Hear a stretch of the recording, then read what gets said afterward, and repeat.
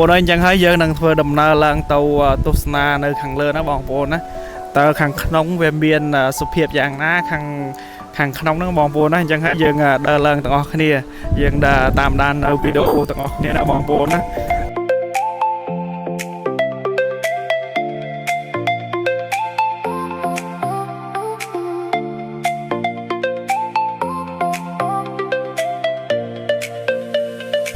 ទេសភាពស្រស់ស្អាតមែនទែនបងប្អូនខ្ញុំសរសើរថាការរៀបចំហ្នឹងគឺពិតជាល្អមែនទែនបាទពិតជាល្អមែនទែនបាទរៀបចំបានស្អាតណាបាទឥឡូវយើងដើរឡើងទៅខាងលើបាទមានជ្រលងទឹកហូរតាមដែលគេរៀបចំហ្នឹងបងប្អូនណាតាមដែលគេរៀបចំដែលមានជ្រលងទឹកហូរនីមួយអញ្ចឹងមើលទៅឃើញថាស្រស់ស្អាតបាទឥឡូវយើងដើរតាមមកខាងលើទៅមើលទេសភាពស្អាតជាង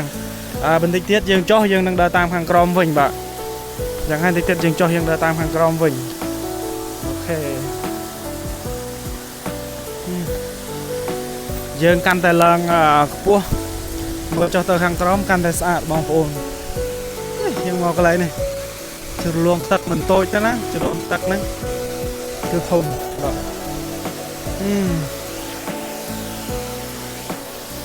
ទឹកហូរពីខាងលើចុះមកខាងក្រោមពីខាងក្រោមចុះទៅដល់ខាងក្រោមទៀតវាមានដូចជាកម្មចិន្តាចុះទៅខាងក្រោមទៀតណាតិចទៀតយើងចុះទៅខាងក្រោមយើងដឹងហើយយើងដឹងថាទឹកហ្នឹងវាហូរចុះសភាពបែបណាអញ្ចឹងណាបាទហើយខ្ញុំចង់មើលខាងក្រៅបាទខ្ញុំចង់មើលខាងក្រៅទៅមើលមានសភាពបែបណាបន្តិចទៀតចុះវិញយើងដល់ចុះទៅតាមខាងក្នុងមានចិន្តាយន្តចុះខាងក្រោមអញ្ចឹងណាបងប្អូនណាព្រោះឯងយើងមកម្ដងយើងដើរឲ្យសពគ្រប់បាទ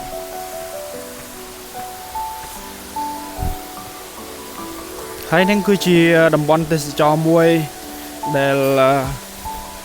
អូសទាញភ្ញៀវទេសចរយ៉ាងច្រើនគេមានជំនឿជឿទៅលើយាយម៉ៅពេលខ្លះដូចខ្ញុំបាននិយាយខាងដើមអញ្ចឹងមានបងប្អូនខ្លះមកគឺបន់ស្រន់សុំក្តីសុខអីគ្រប់សពបែបយ៉ាងហើយខាងក្នុងគេមានលក់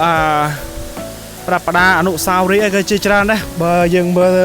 ពីខាងក្រៅទៅណាបងប្អូនបាទដូចយើងមើលខាងក្រោមខ្ញុំរាំងចោតដែរបងប្អូនណាដល់ឡើងរាំងច្រើនជន់ចន្ទើដែរចង់ហត់ដែរដល់ឡើងទីកម្មចន្ទើទេ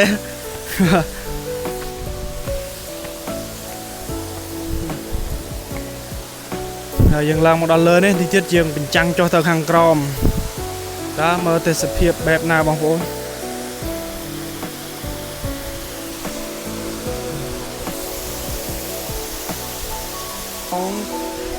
ស្អាតអស្ចារ្យតែម្ដងបងប្អូនណាដូចខ្ញុំធ្លាប់និយាយទៅមកមិនដែលមកបានមិនដែលថាមិនដែលមកទេគឺថាយូរឆ្នាំហើយមិនតាន់បានមកឃើញថាស្រស់ស្អាតដល់ថ្នាក់ហ្នឹង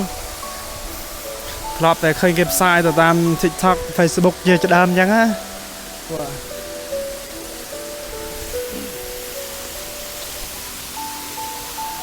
អញ្ចឹងហើយយើងមកដល់ទិញក្រែមហូបសិនណាបងប្អូនណាបាទទិញក្រែម